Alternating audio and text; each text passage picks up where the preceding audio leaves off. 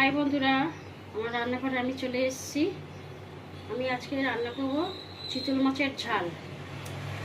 কড়াতে তেল দিয়েছি, মাছগুলো ভেজে নেব।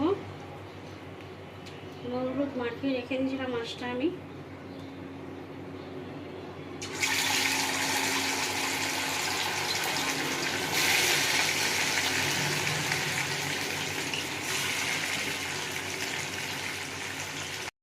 আমার মাছ ভাজা হয়ে গেছে, আমি এবার তুলে নেবো। মাছগুলো ভাজা হয়ে গেছে, এবার আমি কড়াতে সামান্য আর একটু তেল দেবো। মাছের তেল ঝাল করবো তো, একটু তেলটা লাগে।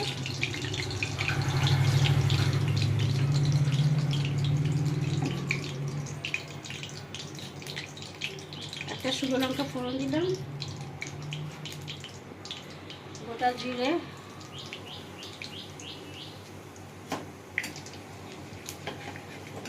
আমি এর মধ্যে আদা রসুন আমি কিচ্ছু দেবো না। তোমরা আদা রসুন পারলে দিতেও পারো, আমি শুধু টমেটো দিয়ে ঝাল করবো।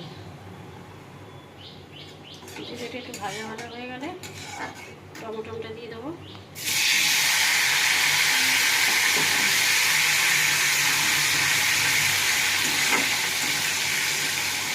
সামান্য একটু নুন দিয়ে দেবো, টমেটোটা একটু গরমের জন্য।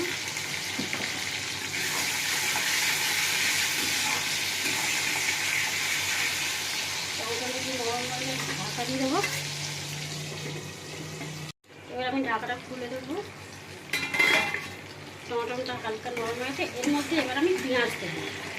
আগে আমি তেলে পেঁয়াজ দিইনি, পরে দিচ্ছি এর মধ্যে পেঁয়াজটা দেবো।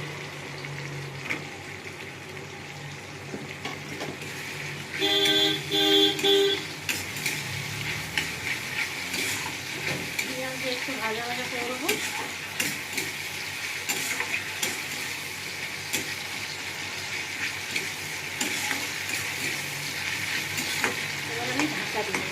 ঢাকা দেবো, পেঁয়াজটা নরম হবে, ভাজা ভাজা মতো। আমি ঢাকাটা খুলে দেখবো, পেঁয়াজটা ভাজা ভাজা হয়ে গেছে। এবার আমি মশলা দেবো।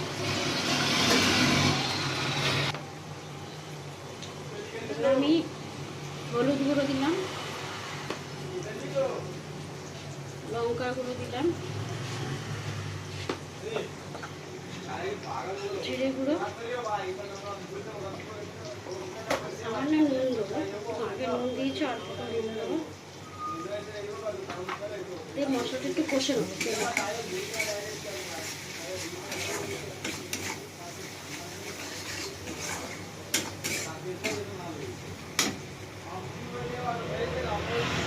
সামান্য একটু জল দেবো যাতে না মশলাটা পুড়ে যায়।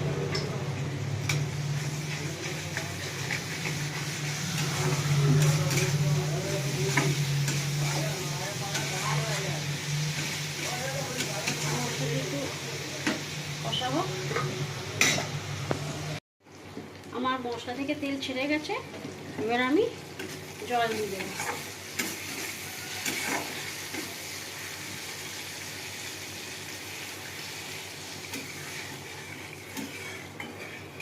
বেশি জল দেবো না, তেল ঝাল তো, অল্প জল দেবো। এবার আমি কাঁচা লঙ্কাগুলো দিয়ে দেবো, দিয়ে ঢাকা দেবো। ফুটে গেলে মাছগুলো দেবো। আমার ঝোল ফুটে গেছে, এবার আমি মাছগুলো দিয়ে দেবো। ভাজা মাছগুলো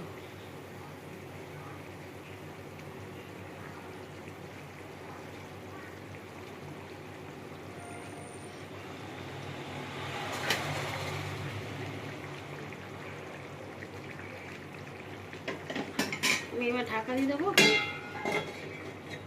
ঢাকাটা খুলে দেখবো হয়ে গেছে কিনা। আমার মাছের ঝাল হয়ে গেছে, তেল ঝাল।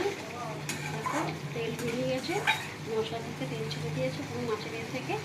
এবার আমি নামিয়ে নেব। আমার চিতল মাছের ঝাল হয়ে গেছে।